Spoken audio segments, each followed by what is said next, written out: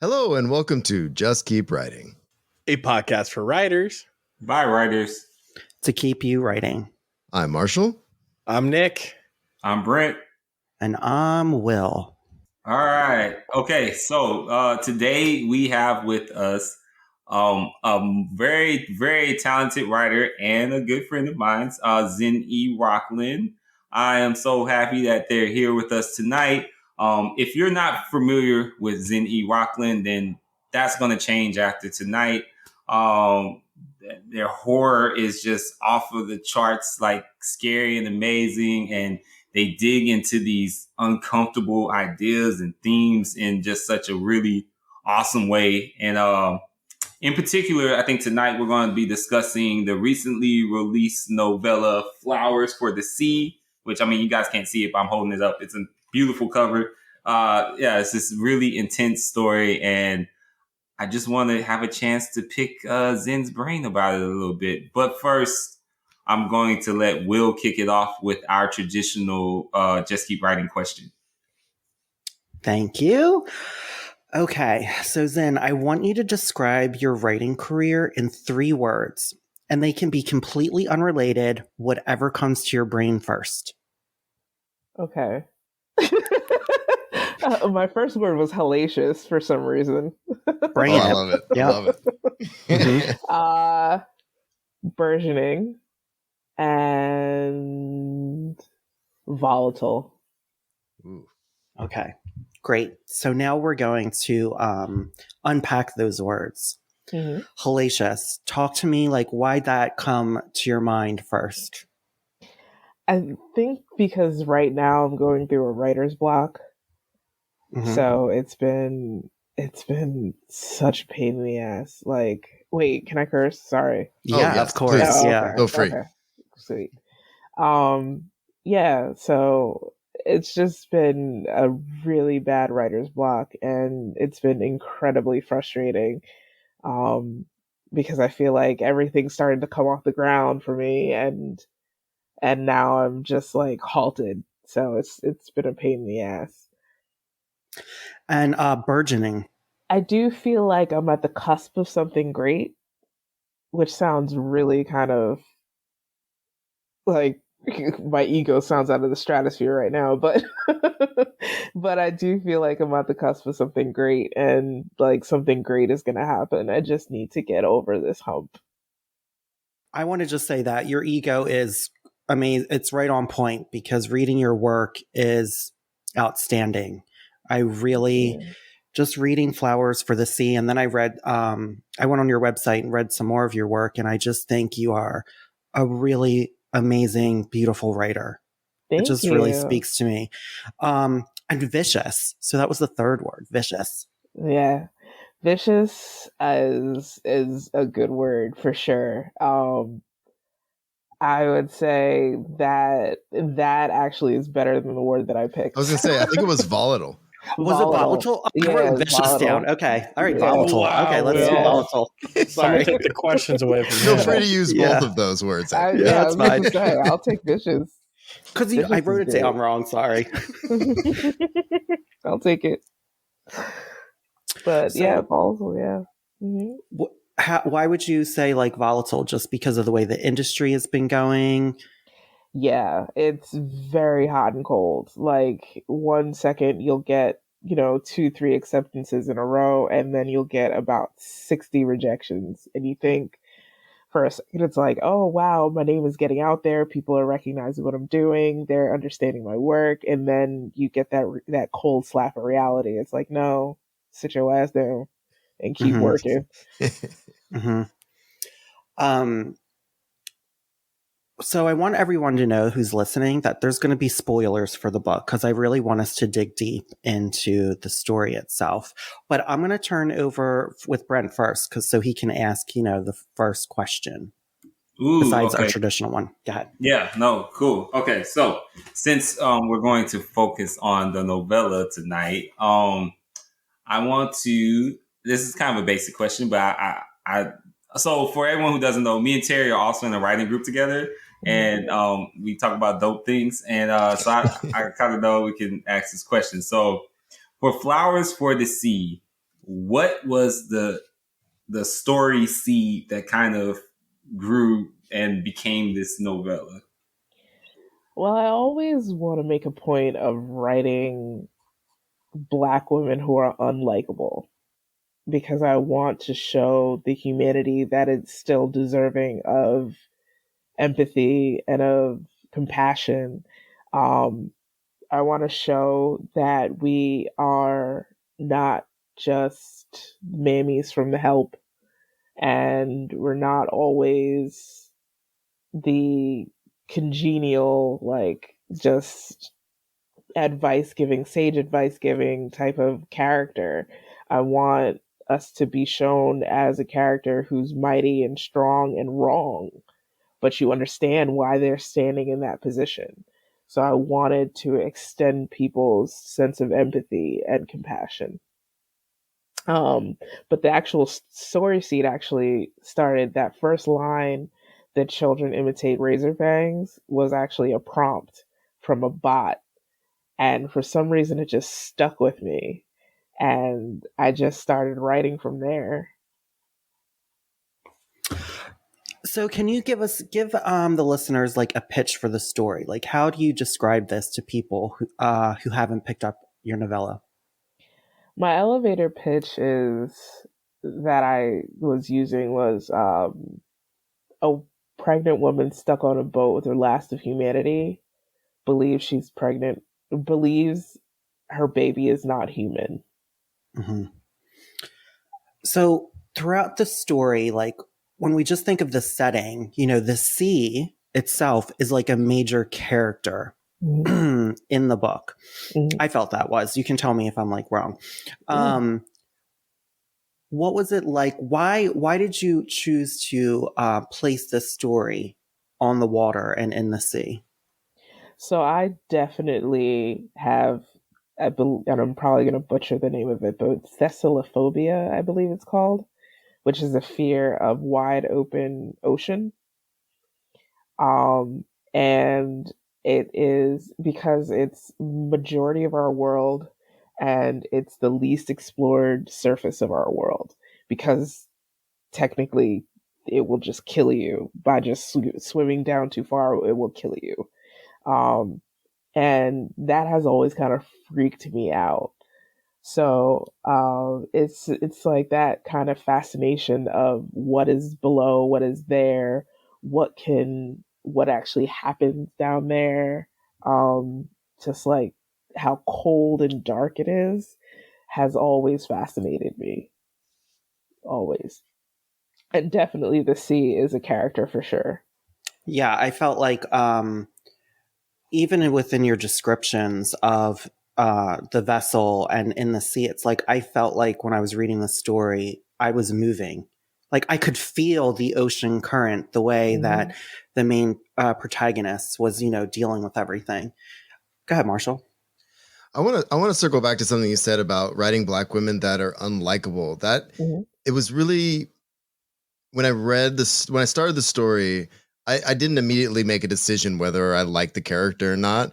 But at the same time, what I found really, what I latched onto was all these snaps and how quick to anger she was. I highlighted a whole bunch of parts. I was like, man, she is really laying into these guys. Like, what is going on here? So, and I loved how that tied in. Obviously, at the end, it was brilliant the way you did it.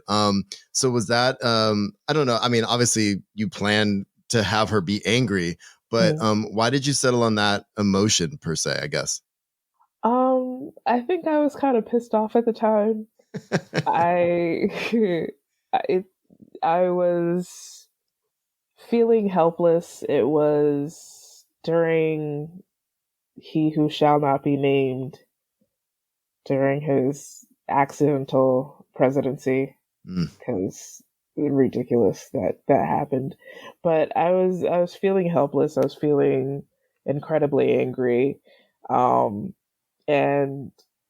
I'm definitely not the type of person who is quick to react.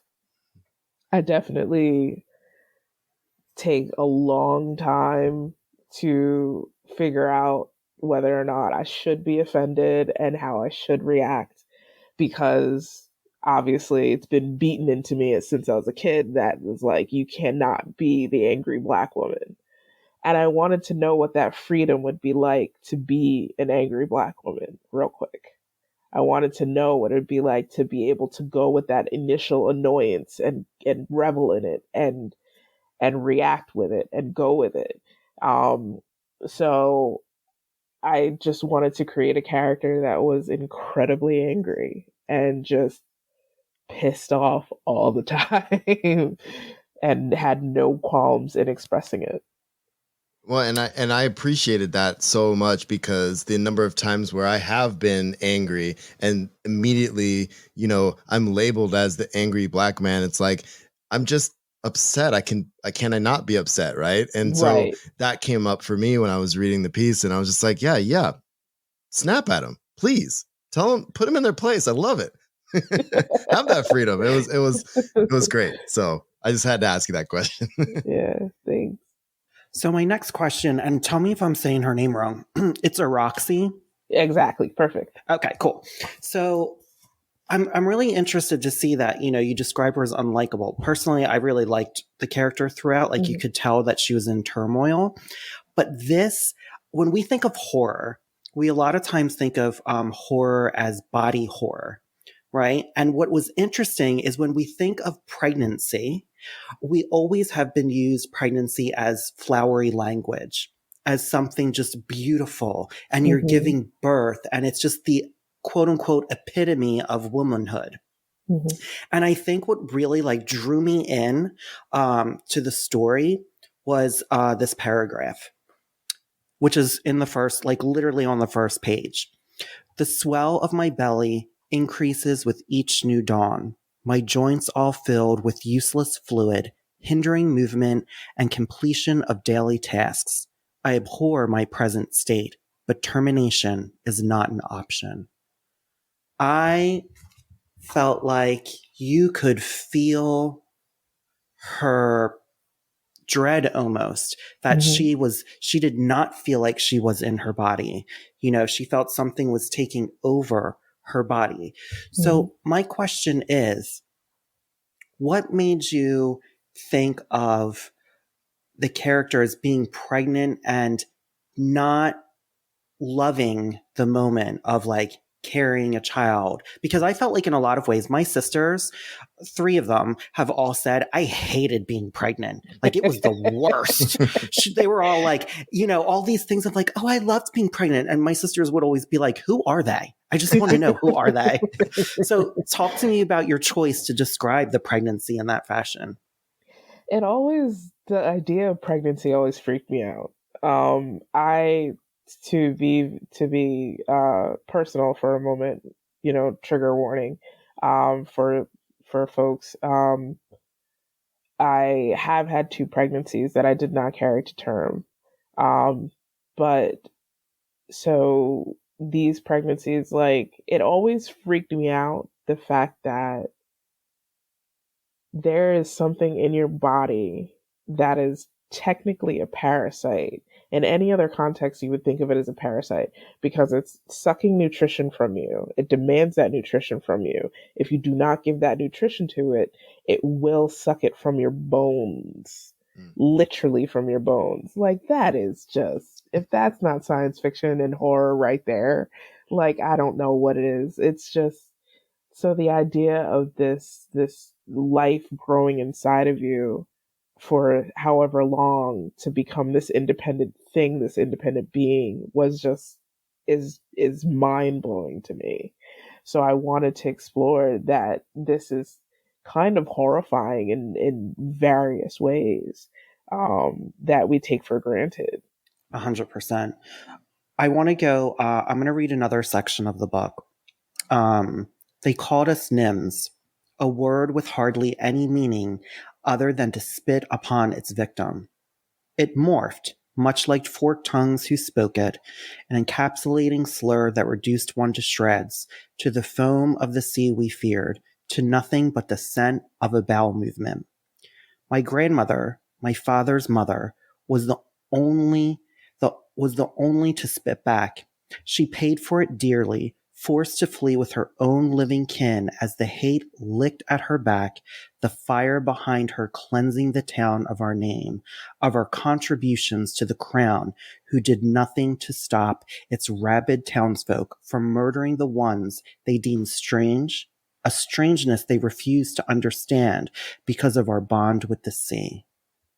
I love that section. I find it to be haunting, and obviously it parallels to our history here in the US. That's how I took it. Mm-hmm. But first, I want to ask you about the name Nims. How did you think of that? And talk to me about constructing this world where her family was hated and feared.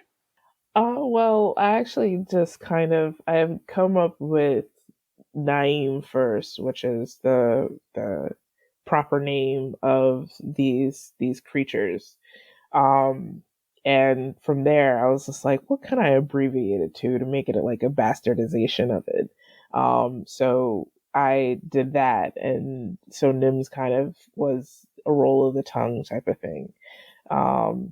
And so as far as, I'm sorry, what was your other part of your question? My other part of the question was like, like they're so hated and feared. Like when you were constructing the story, was this something like, how did you come up with it? Like, where did that initial spark come in that you were going to talk about these creatures that were hated and feared? Well, for me, it was coming from a perspective of being outcasted from a very young age. I remember feeling so foreign that I thought no one else ate rice. And just feeling very sectioned. Like my background is Trinidadian. I'm first generation American. And so it was like I was outcasted by Black Americans in some ways. I was outcasted by my Caribbean family in some ways because I wasn't Trinidadian enough. And then Black Americans also were like, you're not Black enough. And then I was also kind of, when I gravitated towards other groups, it was like I was too Black. So it was like you're constantly being categorized and shoved into a corner on your own. And it just created not resentment, it just created my own world.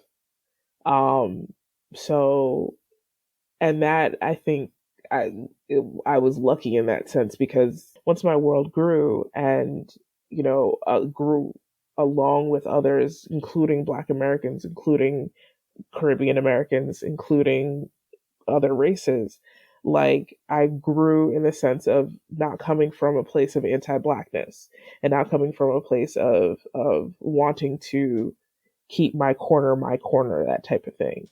So I wanted to demonstrate what happens when you're ostracized, when you have to create that own section of your own world type of thing. So that's kind of where I got it from. I love it. I want to read another section to you. To everyone, really. Yet the pregnancy was a measure too far. Once he began to show and the fortitude of this child was evident, I was immediately regulated to the quarters beyond the green room on the second level of the four-decked ship. So here we have her pregnant. She's probably more long-term than anyone on the vessel.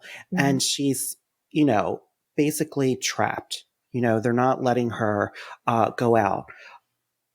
Was that a commentary on something, on the way sometimes that we try to treat anyone who's pregnant as though they're docile or they can't carry on their work? And can you just kind of talk about that? Exactly. That's exactly what I was commenting on, is like there's this kind of interchangeable awe and jealousy of people who are pregnant, where there's an understanding that there is a certain fragility in the sense of, obviously you can't go around punching pregnant people in the stomach, but like at the same time, it's like there's a resentment there that is like, well, you put yourself in this situation, so why should I treat you any different? So it's this interchangeable type of thing of this resentment and this awe. Um, and I wanted to show that we tend to alienate because of that interchanging kind of viewpoint. We tend to alienate pregnant people, and in some ways we put them up on a rickety pedestal. So you get these some pregnant people who are like, I love being pregnant, because they're showered with affection and attention, and um attention that they didn't get beforehand and things like that. And then you have others who are like, I hated being pregnant because of the reality of carrying this fetus. So it's I think pregnancy and motherhood are just alienating things that happen in your life. So I wanted to show that it can be physically, I wanted to physically alienate her, to have that resentment stew, to have that anger stew. So this is my other question too, because reading the story, I got a sense of it's almost like the whole entire community, because she was carrying the baby to term, that's all she was. Right? Like it's almost like your value is for you to have a child. That is what your value is. And that's why we keep you around. Can you talk about that? Is that something you were like working towards when you were crafting the story, like as a commentary? Mm-hmm. Definitely, because you have these debates on whether or not a uterus is, whether or not you as the individual own your own uterus, and you can make that decision for yourself.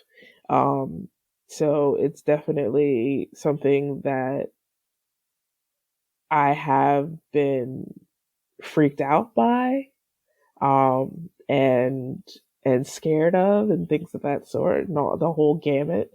And we tend to reduce people, birthing folk, to whether or not they have given birth, and whether or not they do have children. Like, I'm 38 years old, and I'm also a bigger woman. So it's like there's the assumption of, oh, how many kids do you have? And it's like, I don't have any kids. And then you get the judgment from that point on. So why are you so big? You're older. I don't understand. Like, well, you don't want to have kids? And it's like, that's none of your business. Like, calm down. Mm-hmm. So, there's just a lot of violation that happens um, when people believe that they have some kind of say over one particular body part of your entire being, and that body part takes over the rest of your body, takes over the rest of your persona.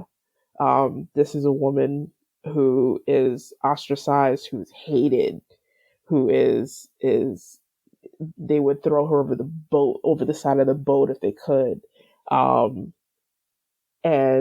but they're too guilty. They feel too much shame to do it in the first place. Like, but now they have this symbol of continuation through her. So they have to put those feelings aside just to celebrate her womb. So it's kind of just like this. It's amazing what happens when motherhood or when parenthood comes into play. Like, you get vilified, but there's very little understanding as to what that process is like.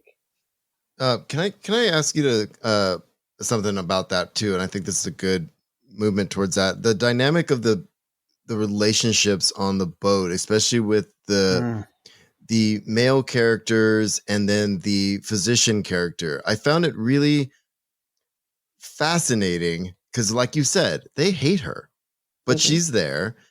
She obviously has relationships with these people. And I guess my question is, what was your thought process behind the actual dynamics of the folks that are on the ship together that are not her, and why you made some of the choices you did, especially like with obviously the little hints at relationships with the other, with, you know, not even really hints, but the other relationships between the other characters, and then yeah, that's I because I'm fascinated with, and I'm sorry, I have to say one more thing. I'm fascinated with like end of times kind of stuff. And these people are on this boat. I don't know why they're on this boat. These people are just like, they're out there, they're trying to figure out something, but there's all these relationships that are going on. So I'm just wondering your thought process behind the other relationships going on around her. I kind of looked at it as like there was a girl that I went to high school with that a lot of guys called, and I apologize for this image, but they used to call her Dingleberry. Mm. Mm. But they kept sleeping with her. So it's like, and then of course she still looked bad, but they just look like they're high-fiving each other, giving each other dap, all this stuff. And it's just like, but y'all niggas nasty too. Like, I don't understand. Like, y'all nasty too. But of course the woman is the one that is shamed. So it kind of was just like, to me, the whole kind of, when you hear about a guy cheating and the person he's cheating with is a step down from the wife, that kind of a thing, where Ket is the physician, she's going somewhere, she's in so many words much more attractive in some ways because she's a lot more quote unquote feminine than Eroxy. So there is this kind of, well, why would you go to Eroxy when you have Ket?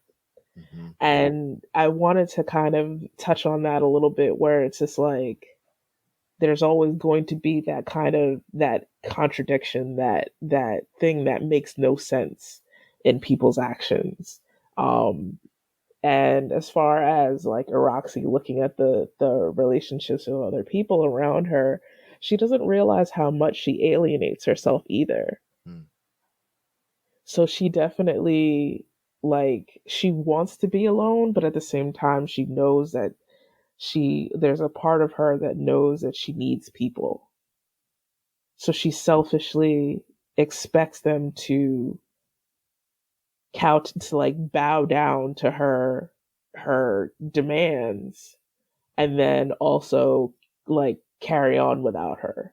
But then they carry on without her, and it's like, but I'm still here. Like, how dare you? She's contradictory, and I wanted to have that contradiction.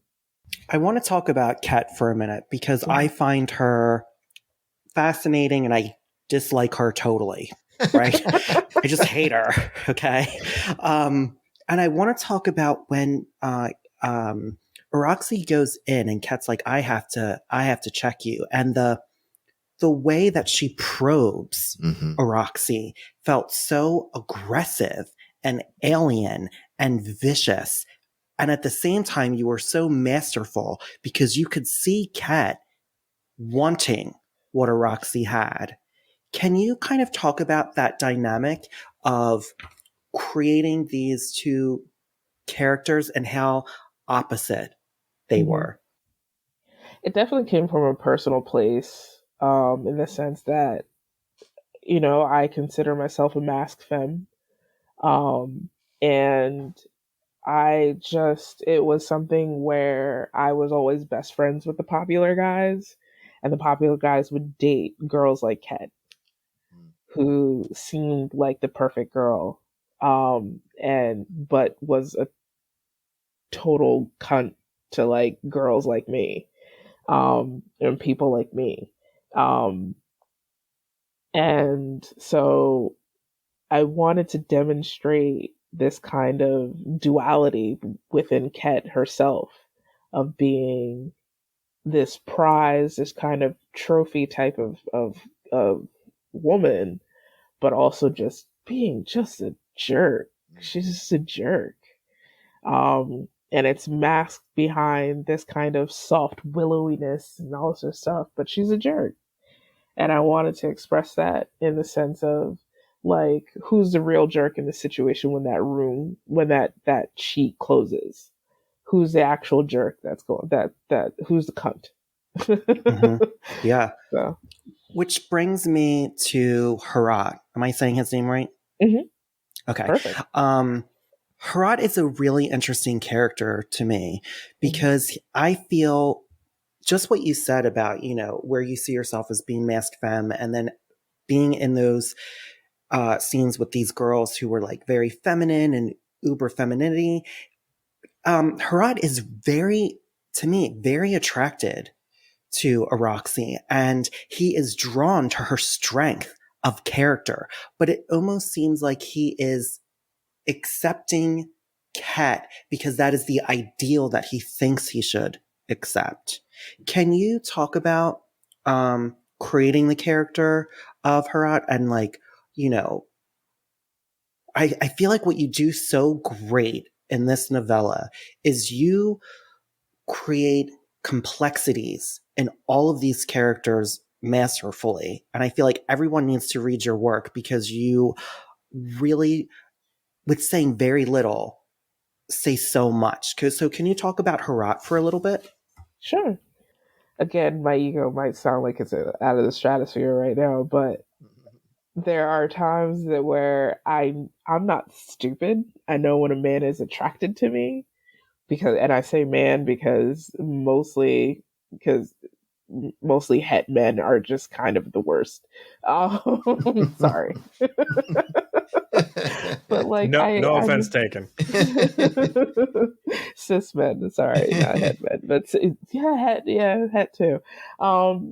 Where I know when a cis het man is attracted to me, but they're just pusillanimous assholes where they just don't know how to express it. They feel like they have to go for the Kim Kardashian instead of the broad-backed masked femme who will actually support and be there, and who has that personality to push them and to be something greater. Instead they go for someone who will accept all their flaws and who will encourage those flaws in the sense that to their own detriment type of thing. So Herat's just kind of modeled after a lot of interactions that I've had with cishet men. So I want to read this one paragraph because I want to talk about, this is where I feel like I really connected with Aroxy as a character because not only her anger, but she also has deep grief. And I feel like grief can come out in so many different ways. I turn from him, hoping to capture fruit, only to grasp at disease. In seconds, the entire copse is gone, shrunken and hugging its remains against a tiny patch of charted soil. Behind the dead copse lie my house. What had started as a hut built by the broad back of my grandmother grew by my father's hands into a cottage, sprouting a second story when me, then my sister, then my brother were born. My sister and I shared quarters the size of my room on the ship. Back then I complained of suffocation. Now I choke on the emptiness.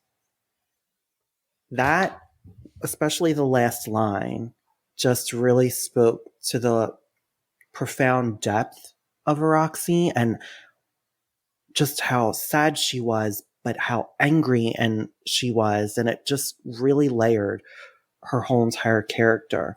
Can you talk about, the choices when you were crafting the story to, have her come also from a place of grief? I wanted to. I think grief is a hell of a beast. and it's weird because it kind of follows the same line as far as how we treat pregnant people. How we treat grief is very much about there is a certain amount of time where people are going to bring food to your house and are going to rub your back and are going to make sure that you're eating and make sure that you're bathed and make sure that you're okay, you're functioning on some kind of level, and then they're going to get tired of it and they're going to expect you to just move on or at least function on your own and hide that shit when you get behind closed doors, because there's an expiration for a lot of compassion and empathy, or it's all temporary with a lot of people, so it tends to morph into something else once that grief expiration date comes, when that open grief, rather, when that open wound is supposed to be sewn up and patched up and hidden away. It turns into something else, and for Roxy, it ends up turning into anger. It turns into resentment. But I wanted to explore this idea of what can happen with grief and what happens to a person with grief. So that was my goal with that. Go ahead, Brent. Okay, sorry, had to raise my hand. Okay, so when that final scene in the story, I wanted to talk about that, like where, like, I mean, I'm still not sure how to feel about it, because part of me was like, yes, eat these fuckers, damn it, finally.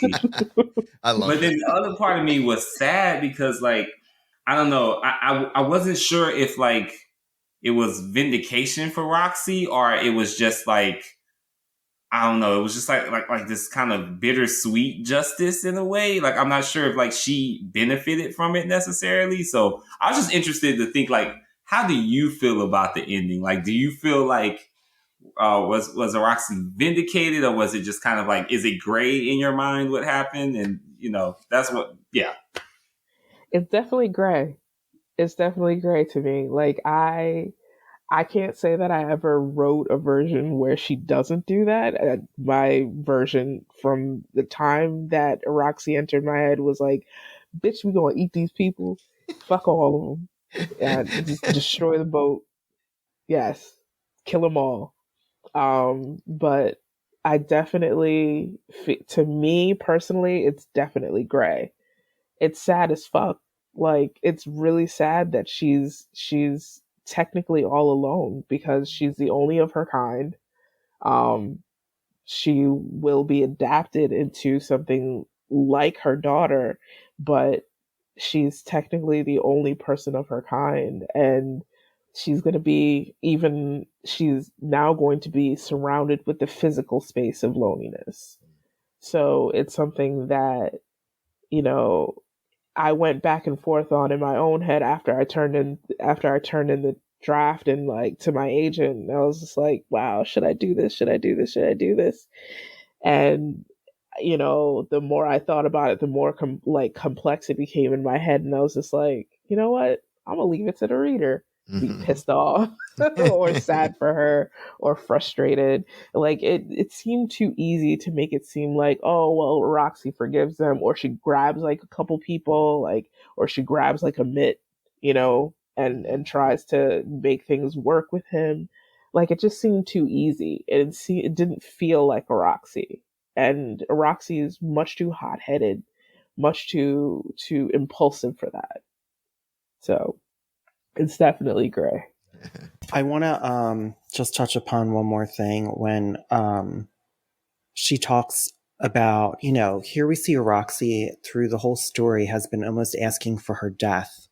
And then we find out that, there's this quote, but your anger that is destined for so much more.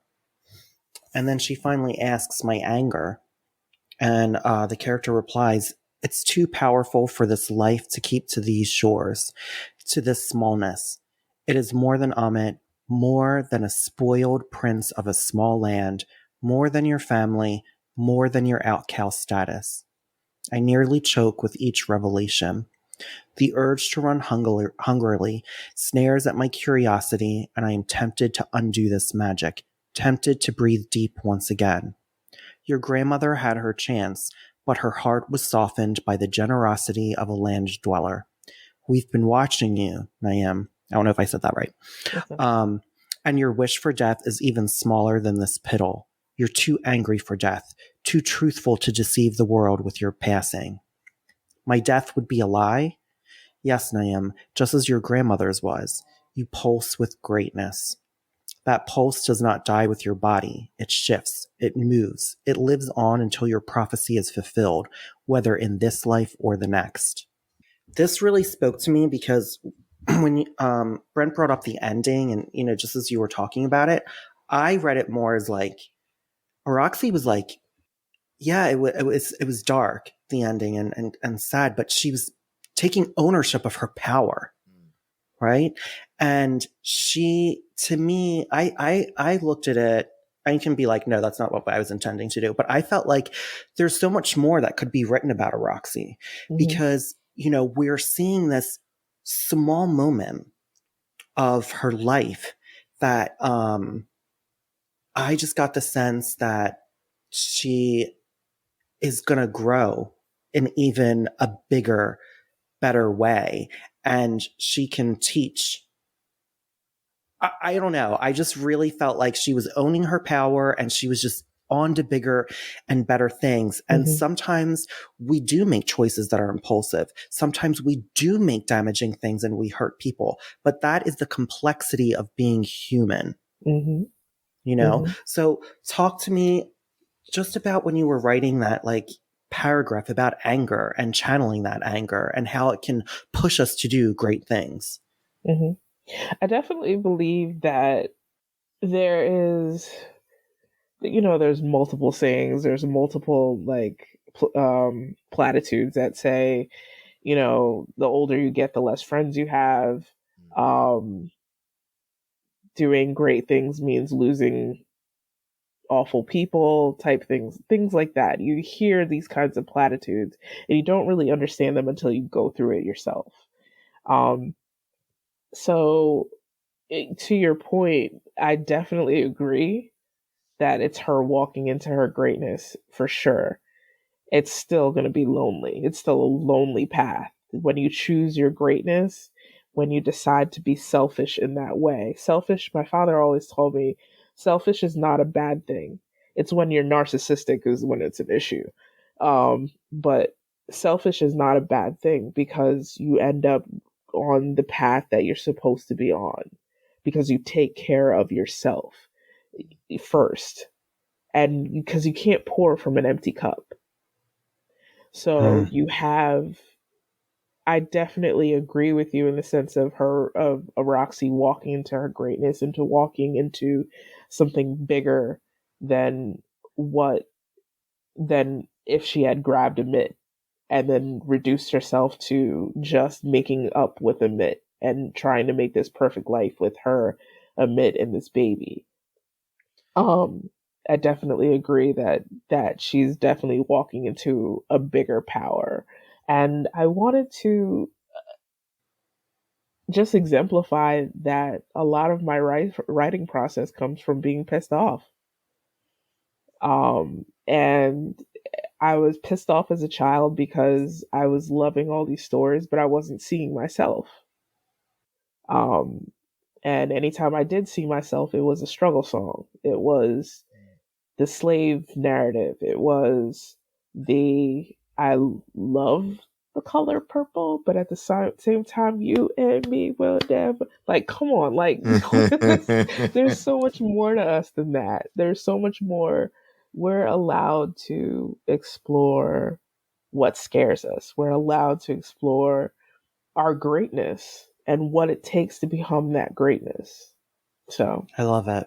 Yeah, and I just want to add something too at the end there that, like you said, stepping into that, even though she's alone, like that, just that moment of stepping up on to that creature and how it feels beneath her feet and looking down on those people. You just what you said and what you set out to do was just in that moment. I just felt it. I felt that was her moment. You know, she's stepping up, and that was her time, and it just was beautifully, beautifully done. So thank you. I commend you for this story. The story is amazing, absolutely amazing. Thank you. Thank you so much. Yeah, it was awesome. really. I think it's my favorite story I've read in a really long time. Nick? Yeah, it's you guys have asked some really excellent questions, and I've enjoyed just sitting back and listening to the responses here. So much appreciated to you guys, but I really love this too. I'm going to get a hard copy as well, and I feel like there's a masterclass in here on description and word choice. It's so beautifully done, and the words that you use in here. I was on an emotional journey the entire time, and I didn't know where it was going to go or when it was going to stop. But like, you had me captivated from the first sentence. So I just want to say thank you for writing it and letting us talk to you about it. Thank you. So happy with it. Thank you. Thank you for having me. This is incredible. Well, we have one more question. Yeah, I was gonna say we usually have one more question, but can I throw a caveat on it though, Will? Yeah, just a brief little thing. You mentioned at the top of the show, writer's block, right? Mm-hmm. And I want to acknowledge that's kind of where you're at right now. Mm-hmm. But Will, do you want to ask the last question, or should I just roll into it? I've already gotten there. So our last question usually is, and I want to acknowledge your writer's block, but our last question is, what keeps you writing? So with writer's block in mind, knowing that you will write after this, what is going to keep you writing? Just wanting more stories out there for us. Just writing for the 6-year-old me who loved Grimm's fairy tales and who loved Giambatista's fairy tales, and the 12-year-old who loved Fear Street, and the 14-year-old who loved Clive Barker. Like, I want to write for her. I want to write for them. I want to write I just want to write for the joy of it, because I do enjoy writing. I do. It's torturous when it leaves me, but when it comes back, it is the perfect partner. So I love it. Well, thank you so much. This was great. I hope you enjoyed. Absolutely. I hope you enjoyed your time with us, and we can't thank you enough for being on the show. Seriously, It was a pleasure meeting you, and your writing is brilliant, and I can't wait to read more.